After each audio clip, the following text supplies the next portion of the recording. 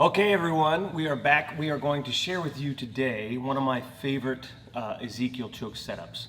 A friend of mine requested that I go over it. Somehow he thought I was good at it, so we'll see.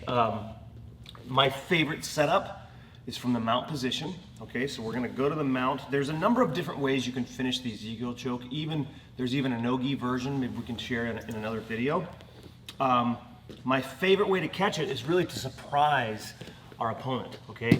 So when you are in the mount position, all right, most of the time, I would say at least like high white belt, blue belt and above, 90% of the time, the person's go-to escape from the mount position is almost always going to be elbow escape first, because the person on top, it usually bases pretty good, and you know, a lot of times you see people staying very low, and so when they go for the elbow escape, quite often or most often, what are they going to do? They're going to kind of sell it first. They're going to show you what they want. Now, just maintaining the mount position, I could stick my hand on the collar on this side, and I could pull this elbow up and bring her back flat.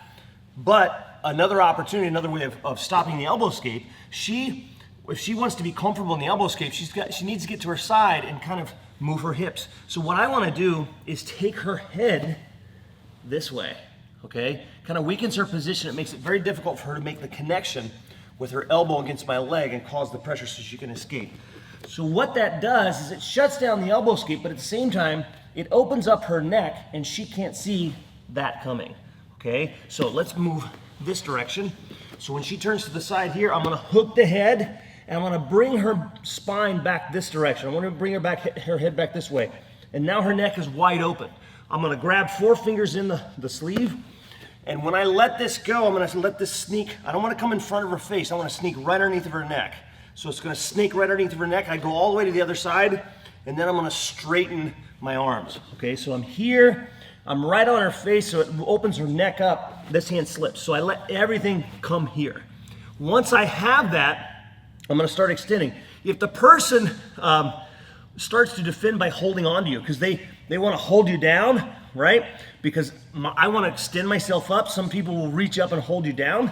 I'm gonna step up and I'm gonna extend here like this. So I use the floor to help gain some pressure. So I'm sitting back, I step my leg up, and there's all sorts of follow attacks, like arm lock, triangle, things like that from that position if you lose your grip. But make sure when you hook the head, you go 4 fingers in, they're facing this way still, so they're not gonna see, and then pull everything over to the side, sit up, straighten your arms, and there you go. If you'd like to learn how to defend it, my favorite defense, I'll put a link up there or somewhere down there, and you guys can check that out. It's around there somewhere. You'll see it. Thanks, guys. Like, subscribe, all that good stuff. We'll see you soon. Soon. We'll see you soon.